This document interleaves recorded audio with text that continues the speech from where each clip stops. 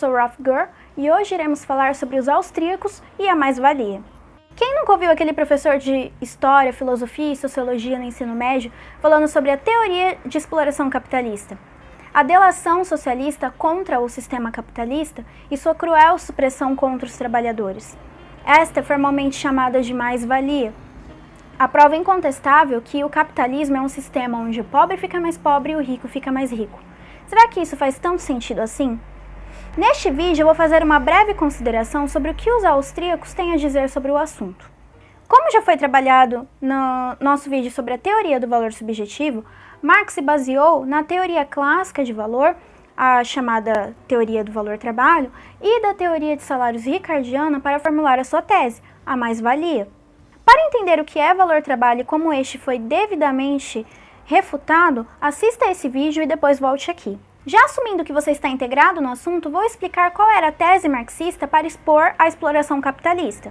Se o valor de um bem é definido pelo quantum socialmente necessário para este ser produzido, se o trabalhador recebe uma quantia de moeda menor do que o que este foi vendido, o trabalhador está sendo roubado.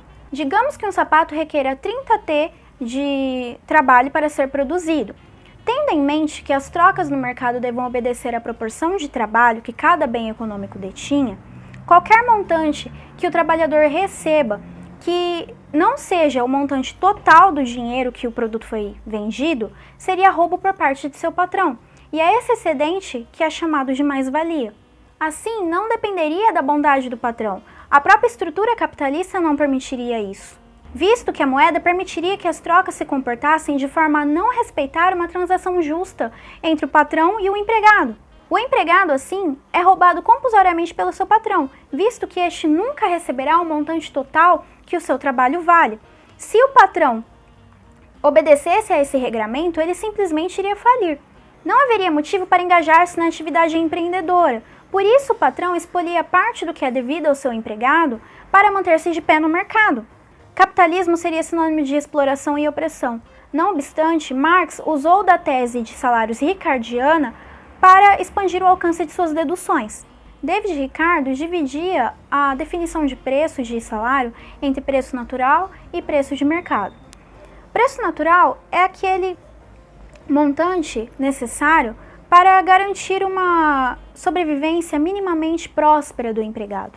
E preço de mercado é aquele que é regulado pelo mercado através do mecanismo de oferta e demanda. Se o preço de mercado está acima do valor real, então o trabalhador terá uma vida próspera e feliz. Se estiver abaixo, ele estará em penúria. Assim, se os preços dos bens de primeira ordem, que são os bens de consumo, estiverem altos, o preço natural também estará alto. E o trabalhador terá um aumento no seu padrão de vida. Essa concepção adivinha novamente da inconsistente teoria do valor-trabalho clássica, entendendo que o valor advém do trabalho. Se o valor dos bens de consumo está mais alto, quer dizer então que o trabalho do empregado está mais valioso, não é mesmo? Aqui, Marx abriu margem para o desenvolvimento de sua teoria. Apesar das previsões de Ricardo de que os preços de salário tenderiam a se equilibrar ou o preço natural tenderia a se sobrepor ao de mercado, os preços sempre tendiam a cair, principalmente os de primeira ordem.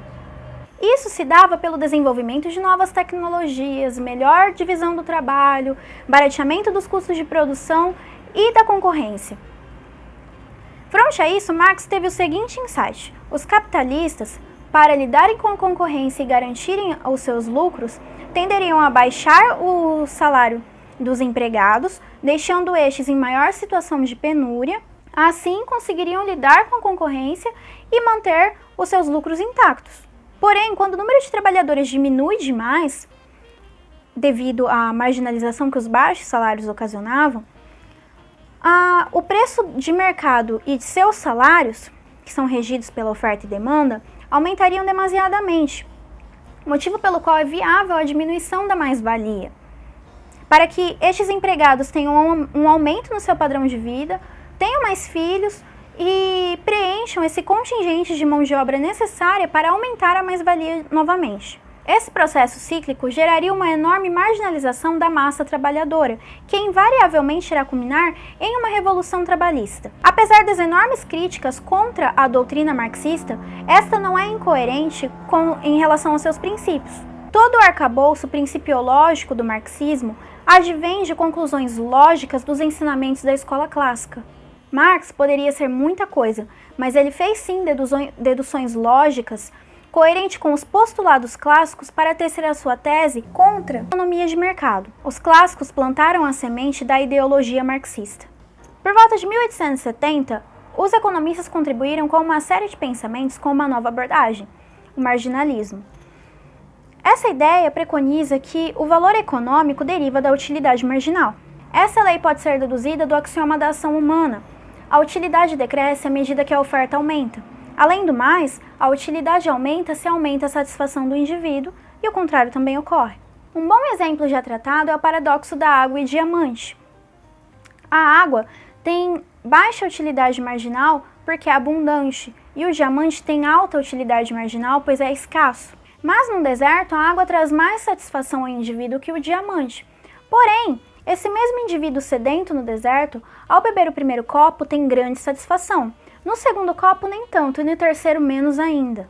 De forma resumida, é basicamente assim que a lei se manifesta, e é de extrema importância para entender as considerações de Eugen Bumbawerk sobre a teoria socialista de exploração. Bawerk foi um dos economistas mais brilhantes da escola austríaca e a sua cabal refutação é digna de ser notada. É óbvio que para nós a mera refutação da teoria valor-trabalho já foi suficiente para ruir todo o edifício da teoria marxista. Porém, Bawerk vai muito além disso e com uma análise puramente econômica consegue explicar por que a teoria marxista não faz sentido algum. Bawerk faz uma constatação de extrema importância no que se refere à produção. Esta não passa de uma aplicação de bens no presente para que no futuro dê origem a bens específicos previamente planejados. Assim, o processo produtivo constitui-se em consumirmos os bens no presente, não para satisfazer uma necessidade no presente, mas para satisfazer uma necessidade no futuro, de forma mais ampla e especializada. O processo produtivo, então, requer uma disponibilidade maior de recursos, tais como capital e investimentos. E aqui podemos entender a sua constatação.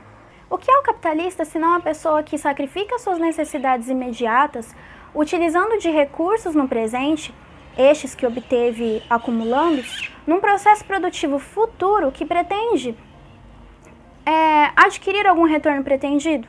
O capitalista utiliza de suas riquezas que poderiam ser liquidadas no presente para satisfazer a sua necessidade, num processo que só lhe trará resultados no futuro.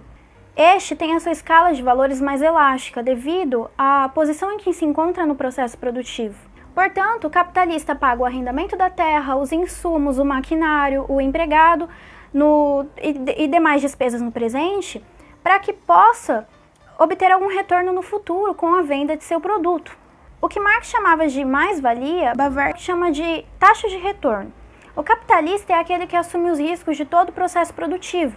Se digamos que o produto do capitalista não seja vendido, toda a despesa para a formulação daquele produto já foi adimplida, e isso inclui o salário dos empregados. Esse desconto que Marx entendia como exploração capitalista é o que o empregado está disposto a ceder para obter a sua remuneração no presente ao invés de no futuro. Marx, na sua análise econômica de produção, ignorou um fator de imperiosa importância, o tempo. O tempo, como um fator praxeológico, é inerente ao fenômeno econômico e deve ser precisamente levado em conta. É permitido assim ao capitalista ter uma preferência temporal mais elástica no que se refere ao seu lugar no processo produtivo, este dispor de bens acumulados. O capitalista, por dispor de mais bens de consumo que podem ser utilizados na produção no processo produtivo, pode retardar a sua satisfação, pode escolher entre consumir agora ou investir. O trabalhador, por ter uma preferência temporal mais rígida, visto que ele possui quase que unicamente a sua força de trabalho, tende a requerer a remuneração por sua troca no presente. O processo produtivo é apenas articulado por diferentes atores com incumbências diferentes. Não há exploração. O que há é uma troca recíproca que visa satisfazer todos os envolvidos no processo produtivo. Se inscrevam no canal, curtam a nossa página no Facebook, compartilhem, comentem, assistam aos nossos últimos vídeos, não se esqueça de olhar a descrição e muito obrigada!